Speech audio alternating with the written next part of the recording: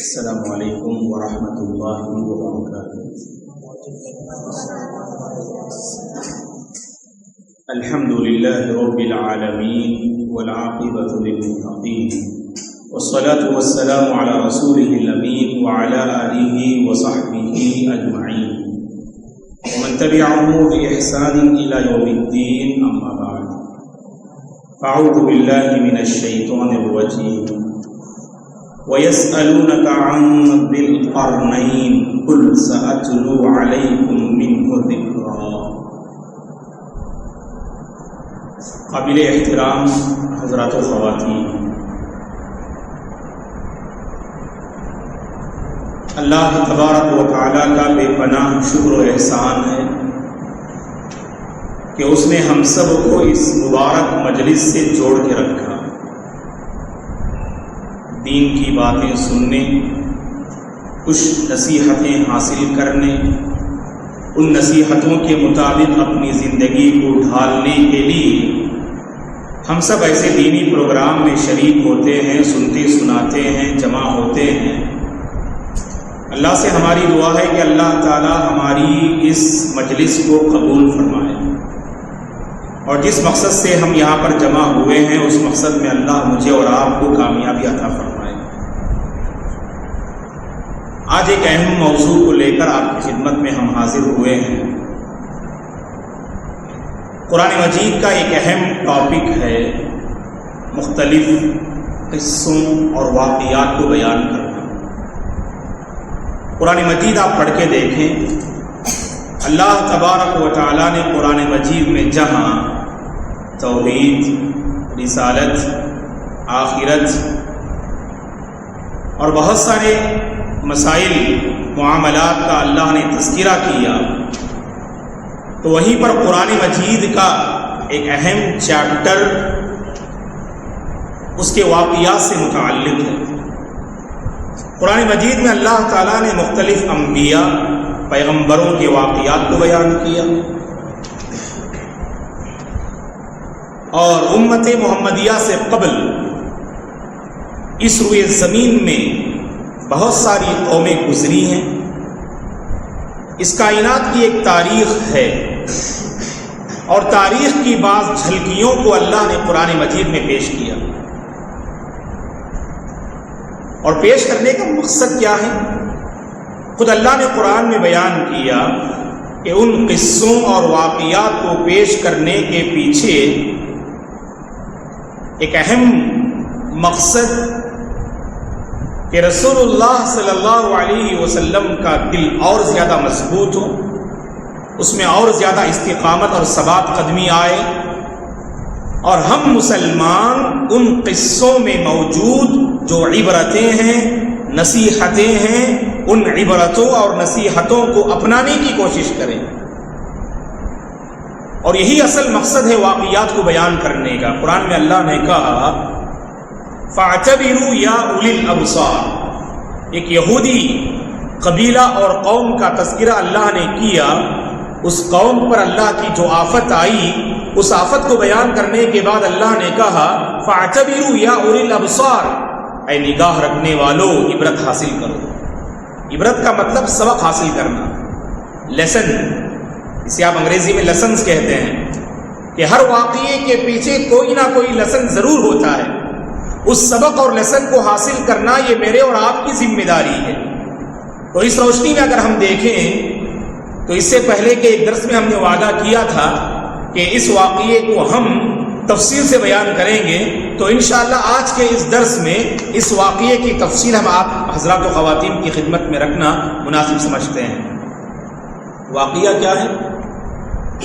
واقعہ ذوالقرنین نامی بادشاہ کا ہے، جسے اللہ تبارک و تعالیٰ نے 16ویں پارے میں ذکر کیا، جسے ہم سورہ کہف کے نام سے جو ہے اس سورت کو جانتے ہیں۔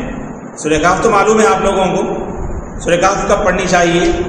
بولو بیٹے، جو سامنے چھوٹے بچے بیٹھے ہیں بول سکتے ہیں آپ لوگ سورہ کہف کے بارے میں؟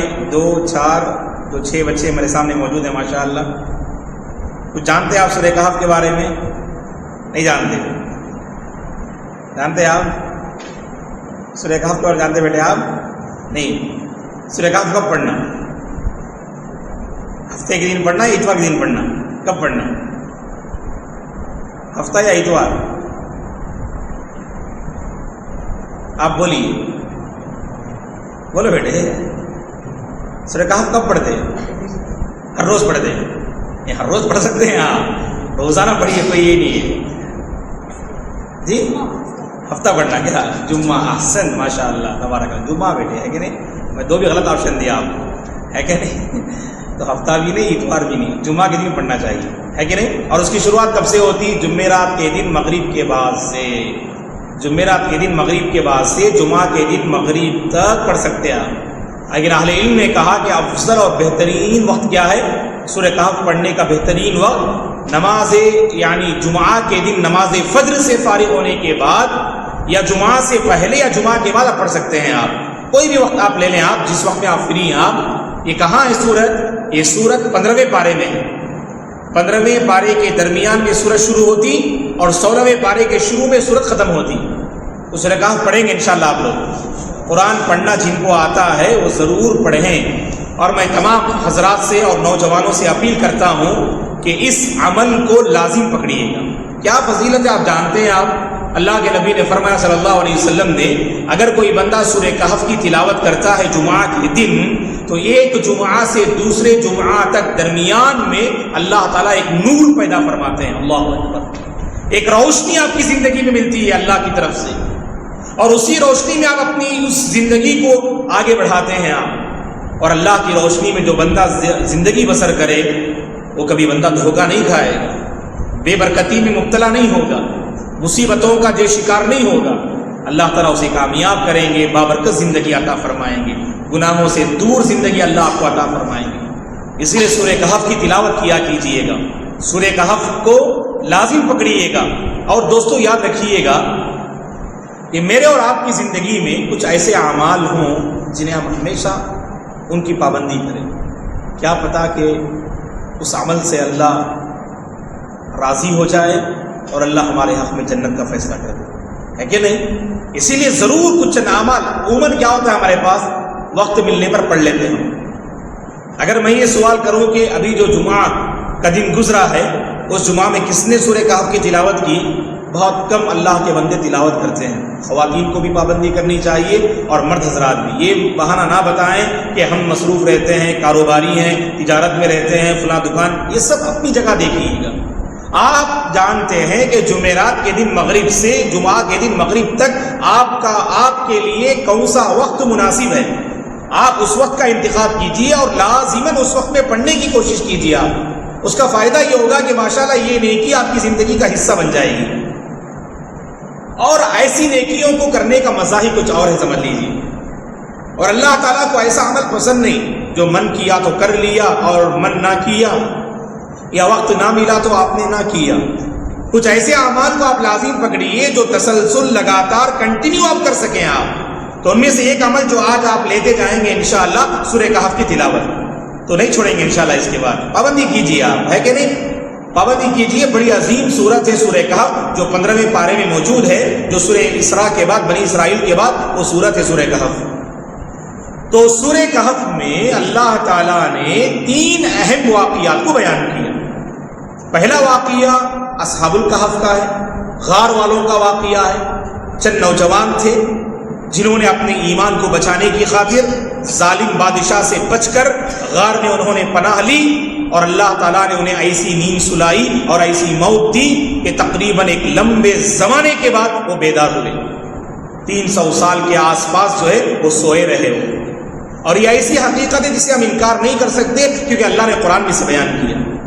اور دوسرا واقعہ جو اللہ نے بیان کیا اس سورہ کہف میں، کہا کہ اللہ نے موسیٰ علیہ السلام اور خضر علیہ السلام، جنہیں آپ خضر کہتے ہیں، تو موسیٰ علیہ السلام اور خضر علیہ السلام، جو خضر علیہ السلام اللہ کے نبی نہیں تھے بلکہ اللہ کے نیک بندے تھے، ولی تھے، تو ان دونوں کا واقعہ بھی اللہ نے بیان کیا اس سورت میں. اور تیسرا واقعہ جس کی تھوڑی تفصیل آج ہم بیان کریں گے آپ کے سامنے، وہ ذوالقرنین کا واقعہ ہے. اور آپ کو معلوم ہونا چاہیے کہ نضر بن حارث جو مشرک تھا اللہ کے نبی کے زمانے میں، یہ بہت مشہور تھا قصہ بیان کرنے میں. جیسے ہمارے بعض لوگ جو ہے ہمیشہ کچھ نہ کچھ جو ہے غلط خبریں پھیلاتے رہتے ہیں. اگر وہ کوئی بات پھیلائے نا، معاشرے میں یقین ہوتا ہے کہ وہ بات غلط ہی ہوگی، کیونکہ کبھی وہ سچی بات پھیلاتے ہی نہیں. ایسا نہ بنے دوستو، اپنی زبان میں سچائی کو لازم پکڑو. کبھی کبھار ہم خود اپنا امیج خراب کر لیتے، ہمیشہ جھوٹ بولتے رہتے. جیسا کہ مشہور ہے نا، آپ ہمیشہ جھوٹ بولتے رہیں گے، واقعی آپ سچ بھی کہیں لوگ آپ کی بات پر اعتبار نہیں کریں گے. کیوں؟ کیونکہ آپ کی جو پہچان ہے لوگوں کے نزدیک، آپ کے گھر والوں کے نزدیک، وہ سچے انسان کی نہیں ہے. اللہ کے نبی بنائے جانے سے پہلے 40 سالہ زندگی آپ نے بسر کی. کیسے تھے اللہ کے نبی؟ جب اللہ کے نبی صلی اللہ علیہ وسلم صفا کی پہاڑی پہ کھڑے ہوئے اور آپ نے لوگوں کے سامنے یہ کہا، جب آپ کے قریبی جو رشتہ دار وہاں موجود تھے، فرمایا صلی اللہ علیہ وسلم، پوچھا اپنے قریبی خاندان والوں سے، رشتہ داروں سے، اے لوگوں بتاؤ تو صحیح، اگر میں تمہیں اس بات کی خبر دوں پیچھے سے ایک جماعت تم پر حملہ کرنے کے لیے تیار ہے، کیا تم میری بات کو مانو گے؟ تو سارے لوگوں نے ایک آواز ہو کے کہا، ما جربنا علی کا کذبا یا محمد، اے محمد کبھی ہم نے آپ کو جھوٹ کے سلسلے میں آزمایا ہی نہیں. اللہ اکبر. یعنی کبھی آپ نے جھوٹ کہا ہی نہیں. 40 سالہ زندگی اللہ کے نبی کی ایک کھلی کتاب کی شکل میں موجود تھی. لیکن ہم بہت جھوٹ بولتے رہتے. تو ان جھوٹ بولنے والوں میں نضر بن حارث کا بھی جو تعلق تھا. نضر بن حارث کی پہچان کیا تھی؟ مکے کے آس پاس جاتا، لوگوں سے ملاقات کرتا، جو پرانی ہستیاں ہوتی، پرانے لوگ ہوتے، انہیں بہت سارے قصے معلوم رہتے ہیں کہ نہیں؟ ہر بستی کے پرانے لوگوں کو چند تاریخی باتیں معلوم رہتی ہیں. تو ایسے لوگوں کے پاس جا کے ملتا نضر بن حارث اور کچھ باتیں معلوم کر لیتا. اور جیسے اللہ کے نبی صلی اللہ علیہ وسلم قرآن کے قصے بیان کرتے لوگوں کے سامنے اور آپ قرآن کی تلاوت کر کے جاتے، فوراً لوگوں کو بٹھاتا اور کہتا کہ صرف محمد قصے بیان نہیں کرتے ہیں، میں بھی قصے سناتا ہوں، سنو. تو لوگوں کو بٹھا کے قصے سناتا. اللہ کے نبی جب قرآن کی آیتیں پڑھتے، قرآن کے قصے بیان کرتے، لوگوں کے دلوں کی کیفیت بدل جایا کرتی تھی، لوگوں کے دلوں کا حال بدل جایا کرتا تھا. اور جب نضر بن حارث بیان کرتا تو لوگ ہنستے تھے، کیونکہ جھوٹے اور من گھڑت واقعات، جن واقعات میں کوئی تاثیر نہیں، جن واقعات میں کوئی یعنی خیر اور بھلائی کا پہلو نہیں. تو بہرحال نضر بن حارث کو ان مشرکین مکہ نے مدینہ بھیجا، جاؤ مدینہ والوں سے چند سوالات پوچھ کے آؤ تاکہ ہم اللہ کے نبی کو بے بس کر سکیں. نضر بن حارث جاتا ہے مدینہ اور وہاں جو یہودی تھے ان یہودیوں سے کہتا ہے کہ کچھ سوالات آپ ہمیں دیجئے تاکہ ہم اپنے اس محمد سے پوچھ کر انہیں پریشان کر سکیں. تو ان لوگوں نے 3 سوالات بتائے، یہ پوچھو آپ کے محمد پریشان ہو جائیں گے. وہ 3 سوالات کیا تھے؟ ایک روح کے بارے میں. ہر انسان کے اندر جو روح ہوتی ہے جب یہ ختم ہو جاتی ہے تو زندگی کا خاتمہ ہو جاتا ہے. اللہ ہم تمام کو سلامت رکھے، ایمان و عافیت کے ساتھ رکھے. تو کہا کہ یہ روح کے بارے میں پوچھو، وہ بتا نہیں سکتے ہیں. اور دوسرا سوال کیا کہ آپ ان سے پوچھو کہ غار والوں کے بارے میں کیا کہتے ہیں، آپ اصحاب الکہف، یہ کہف غار والوں کے بارے میں کیا کہتے ہیں. اور تیسرا سوال کیا ذوالقرنین کے بارے میں کیا کہتے ہیں. اور اللہ نے ان تینوں سوالات کے جوابات دیے. روح کے بارے میں بھی کہا اور غار والوں کے بارے میں بھی کہا اور ذوالقرنین کے بارے میں بھی کہا.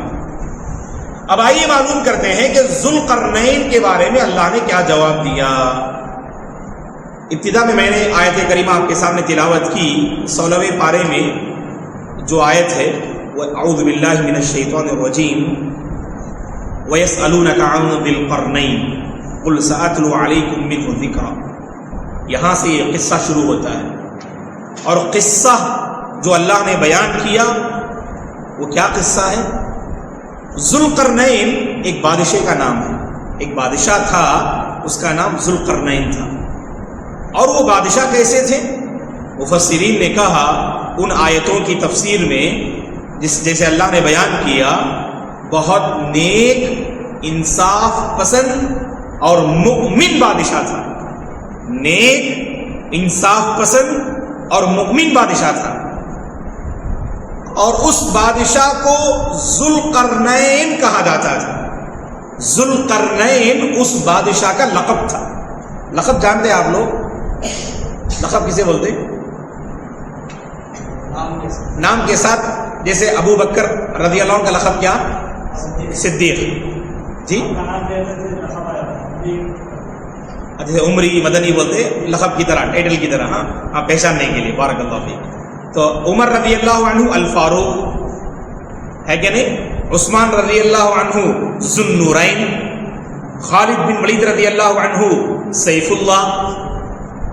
ابو عبیدہ بن جراح رضی اللہ عنہ اس امت کے امانت دار انسان.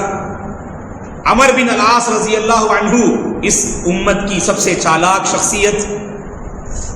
ابن عباس رضی اللہ عنہما ترجمان القرآن، قرآن کے ترجمان تھے آپ. تو اس طرح بعض بڑے انسانوں کے لقب ہوتے ہیں، ہے کہ نہیں؟ تو اس طرح اس بادشاہ کا لقب کیا تھا؟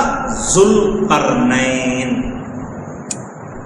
اب لقب کہیں گے تو کوئی نہ کوئی ریزن ہونا چاہیے، بغیر ریزن کے تو نہیں کہیں گے. اگر کسی کو عمری کہتے تو کیوں عمرآباد میں پڑھے ہو، سلفی کہتے بنارس میں پڑھے ہو. تو آپ کے نام کے ساتھ کوئی آپ ٹائٹل یا کوئی لقب دیتے ہیں تو اس کی وجہ ہونی چاہیے، بے وجہ نہیں بولیں گے. آپ مثلا جو ہے عالم ہی نہیں، آپ کو عالم بول دیے تو آپ اسے قبول کر لے دے گا. ہاں لوگ میری تعریف کر رہے ہیں الحمدللہ میں عالم ہوں، تو غلط ہے. بس سمجھ میں آ رہی ہے نا؟ تو اب آئیے معلوم کرتے ہیں کہ ذوالقرنین کیوں کہا گیا آپ کو. ذوالقرنین کیوں کہا گیا؟ اصل عربی زبان میں قرن کے معنی سینگ کیا آتی. سینگ جانتے بیٹے؟ کسے بولتے سینگ؟ کسے بولتے سینگ؟ جانور کے دو سینگ ہوتے ہیں نا، کیا بولتے اسے؟ کمبو. کیا بولتے تمل میں؟ تمل میں کیا بولتے؟ کمبو نہ بولتے. ہاں سمجھتے نا؟ دو کمبو رہتا نا ہر جانور میں، اس کو بولتے قرن. قرن کے معنی کیا؟ سینگ.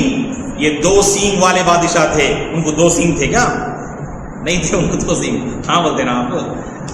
کیوں ان کو دو سینگوں والا بادشاہ کہا گیا؟ آپ غور سے سنو.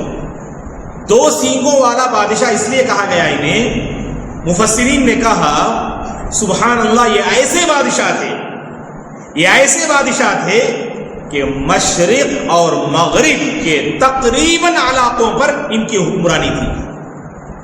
مشرق پر بھی ان کی حکومت تھی اور مغرب پر بھی ان کی حکومت تھی. مشرق کو ایک سینگ کہا گیا اور مغرب کو دو سینگ کہا گیا. یہ دوسرے سینگ گویا کہ دو ملائے تو دو سینگ والے، مشرق اور مغرب والے. مشرق اور مغرب. مشرق اور مغرب معلوم نا؟ معلوم کیسے؟ کیا بولتے انگلش میں مشرق اور مغرب؟ انگلش میں کیا بولتے جی مشرق اور مغرب کو؟ مشرق بولتے انگلش میں. کیا بولتے انگلش میں؟ جی کون بولیں گے چھوٹے بچوں میں سے؟ بولو. کلک میرکو بولتے نا اسی تمل میں. کلک میرکو بولتے شاید نا مشرق اور مغرب کو، ایسٹ اور ویسٹ. چلے میں آپ سے سوال کرتا ہوں، سورج کہاں سے طلوع ہوتا، کہاں غروب ہوتا؟ کیا مولانا بیان دے بولے تو سوال سب کر لگی نہ بولتے گا آپ. جب آپ کو ایسے ہی، ورنہ میں بولتے رہے تو آپ کو نیند بھی آ سکتی ہے ایسے ہی. ماشاءاللہ چھوٹے بچے بھی ہیں اس لیے تھوڑا ایسا سوال بھی ہونا چاہیے. اور یہ سب جنرل نالج ہے، سب آپ کو معلوم ہونا چاہیے، ہے کہ نہیں؟ بولو بیٹے بولیے آپ. یعنی مشرق سے طلوع ہوتا اور غروب کہاں ہوتا؟ ویسٹ میں، ہے کہ نہیں؟ تو ایسٹ سے طلوع ہوتا ہے اور ویسٹ پہ جا کے غروب ہوتا ہے. ویسٹ مغرب کو بولتے، ایسٹ مشرق کو بولتے. سورج کہاں سے طلوع ہوتا؟ مشرق سے. اور کہاں غروب ہوتا؟ مغرب میں غروب ہوتا. اور ایک دن ایسا آئے گا یہ مشرق سے نکلنے والا سورج مغرب سے جو ہے طلوع ہوگا، مشرق سے نکلنے والا سورج مغرب سے طلوع ہوگا. وہ دنیا کا آخری دن ہوگا. اسی دن قیامت بپا ہوگی، کائنات فنا ہوگی، آسمان پھٹ پڑے گا، پہاڑ ریزہ ریزہ ہو جائیں گے، یہ دنیا فنا ہو جائے گی، یہ روئے زمین تباہ ہو جائے گی، یہ کائنات کے تمام افراد مر جائیں گے اور سب میدان محشر میں جمع کیے جائیں گے. وہی دن ہوگا. اور جس دن سورج مغرب سے طلوع ہوگا نا اس کے بعد وہ غروب نہیں ہوگا، وہی دنیا کا آخری دن ہوگا. اب سمجھ میں آ رہا ہے نا؟ چونکہ ذوالقرنین کا تعلق مشرق سے اور مغرب سے ہے، یہ نالج ضروری ہے آپ کو. تو مشرق اور مغرب دونوں پر کس کی حکمرانی تھی؟ ذوالقرنین بادشاہ کی حکمرانی تھی۔ ہوا کیا؟ واقعہ کیا ہے؟ چلیے اب ذوالقرنین تو آپ نے لقب سن لیا، نام بھی تو معلوم ہونا چاہیے آپ کو۔ ذوالقرنین کا نام تھا خوروس۔ کیا نام تھا؟ خوروس۔ یہ اردو میں جو ہے خوروس بولتے ہیں۔ اگر یہ نام یاد رکھنے میں آپ کو تکلیف ہے، انگلش میں نام یاد رکھیں، انگلش میں بہت آسان ہے، سائرس۔ سائرس جو آپ نے پڑھا ہے نا، یہی ہے ذوالقرنین۔ ذوالقرنین بادشاہ کا اصل نام خوروس، جنہیں انگریزی میں انگلش میں کیا بولتے ہیں؟ سائرس نامی بادشاہ، ٹھیک ہے نا۔ اور یہ کب آتے یہ بادشاہ؟ عیسیٰ علیہ السلام پیدا ہونے سے تقریباً 500 ساڑھے 500 سال پہلے آتے ہیں، ٹھیک ہے نا۔ عیسیٰ علیہ السلام پیدا ہونے سے 500 ساڑھے 500 سال پہلے۔ اب یہاں پر ایک سوال، اب ہم کون سے سال میں ہیں؟ بولیے آپ سوچیں گے کیا حضرت خالی مجھے پوچھتے نہ کرنا، حضرت کو کیا دشمنی کا مجھ سے کریں گے؟ وہاں بھی اور کتنے کے لوگ بیٹھے ہیں؟ بولے بیٹے 2024 میں آ گیا، ابھی چند دن باقی ہے، 20 دن میں اصل ماشاء اللہ۔ یہ سوال تو ہر کوئی جواب دے گا انشاءاللہ۔ اب اس کا دوسرا سوال، ہجرت کی کون سی تاریخ ہے ہماری ہجری حساب سے؟ کون سے سال میں؟ ہم نوجوانوں سے پوچھ رہا ہوں میں، آپ بولیے۔ آپ ہجری جانتے نا؟ ہجری کیلنڈر ہے ہمارا، ہے کہ نہیں؟ اللہ کے نبی صلی اللہ علیہ وسلم مکہ سے مدینہ ہجرت کیے، وہاں سے اسلامی تاریخ شروع ہوتی، تو کتنے سال گزرے اب تک؟ اب کون سے سال میں ہیں ہم؟ نہیں، انشاءاللہ معلوم کر کے جانا ہے سب آپ لوگ، نالج چھوٹی چھوٹی باتیں ہیں سب، لیکن آپ لوگ جان کر ہو ہے کہ نوجوانوں اور بچوں یہ سب جاننا ضروری۔ بولیے بارک اللہ فیک، احسنت، مبارک صاحب۔ 1440 پر 5ویں ہجری میں ہم ہیں، 1445 یاد رکھو۔ کب سے ہماری تاریخ شروع ہوتی اسلامی تاریخ؟ اسلامی تاریخ کا پہلا مہینہ کیا؟ شعبان کی رمضان کی؟ بولو آپ۔ اسلامی تاریخ کا فرسٹ منتھ کیا؟ شعبان کی رمضان کی؟ شعبان نہیں، آپ لوگ جواب مت دو بڑے لوگ سر، یعنی بچوں کو مت ایسے سوال کرنے سے کیا بچے ہمیشہ یاد رکھ لیتے ماشاء اللہ۔ اب میں جو پوچھا نا کہ سورہ کہف کب پڑھتے؟ ہفتہ کی اتوار کی بات میں کیا بولا بھائی؟ جمعہ بولا، تو ہمیشہ یاد رکھ لیتے ہاں ہفتہ اتوار، رانگ آنسر کر کے۔ اب اسی لیے پوچھا اسلامی تاریخ کا پہلا مہینہ کیا؟ شعبان کی رمضان کی؟ نہیں، محرم، تو یاد رکھو محرم، ٹھیک ہے نا۔ اور وقت نہیں ہمارے پاس، ورنہ میں پوچھتا اسلامی تاریخ کے نام بتاؤ، ایک کوئز کے انداز میں چلا تھا، وہ نہیں، مناسب نہیں ہے اب۔ تو اسلامی تاریخ کا پہلا منتھ کیا ہے؟ محرم۔ اب ہم کون سے سال میں ہیں؟ 1440 پر 5ویں ہجری میں۔ یہ ہجرت کے بعد کا حساب۔ 2020 پر 3 کیا حساب میرے بھائی؟ اب بولیے تو آپ 2020 پر 3 کیا حساب؟ یہ انگریزی حساب کیا بولتے ہیں اسے؟ کہاں سے شروع ہوتا ہے یہ حساب؟ کہاں سے شروع ہوتی ہے تاریخ؟ بولیے احسن۔ عیسیٰ علیہ السلام، ادھر ادھر نہیں سننا، آپ جواب دینے کی کوشش کریں گے لوگ، آپ جو ہے مجھے جواب دیں گے بس، ہاں بولیے احسن، بولو بیٹے۔ عیسیٰ علیہ السلام جب پیدا ہوئے نا، اس وقت سے حساب شروع۔ عیسیٰ علیہ السلام پیدا ہونے کے بعد صرف 30 پر 3 سال یہاں دنیا میں رہے، بس یہ بھی نالج ذہن میں رکھو۔ عیسیٰ علیہ السلام پیدا ہونے کے بعد 30 پر 3 سال، only 33 years، ہے کیا نہیں؟ تو اس سال یعنی اس عمر میں آپ آسمان میں اٹھا لیے گئے، 30 پر 3 سال میں آسمان میں اٹھا لیے گئے۔ تو جب آپ پیدا ہوئے اس وقت سے حساب، تو گویا کہ عیسیٰ علیہ السلام پیدا جب ہوئے تو کتنے سال گزرے ہیں اب تک؟ 2020 پر 3 سال گزر گئے، سبحان اللہ۔ اب جب ذوالقرنین کا زمانہ، میں کیا بولا میں آپ کو؟ ذوالقرنین 550 سال پہلے، یعنی عیسیٰ علیہ السلام پیدا ہونے سے 550 سال پہلے کا زمانہ تھا ذوالقرنین کا، تقریباً 2000 جو ہے یعنی 570 اور 80 سال پہلے کا واقعہ ہے۔ اور اللہ کے نبی صلی اللہ علیہ وسلم اور عیسیٰ علیہ السلام کے درمیان میں کتنا وقفہ ہے؟ عیسیٰ علیہ السلام کے بعد کب اللہ کے نبی آئے؟ کتنے سال ہوئے رہیں گے؟ جسٹ ایک گیس کرو، اندازہ کتنا؟ سمتھنگ 650 پڑھ رہے ہیں آپ. اور دوسرا جواب آنسر. عیسیٰ علیہ السلام جب پیدا ہوئے نا اس کے بعد کتنے سال کے بعد اللہ کے نبی آئے؟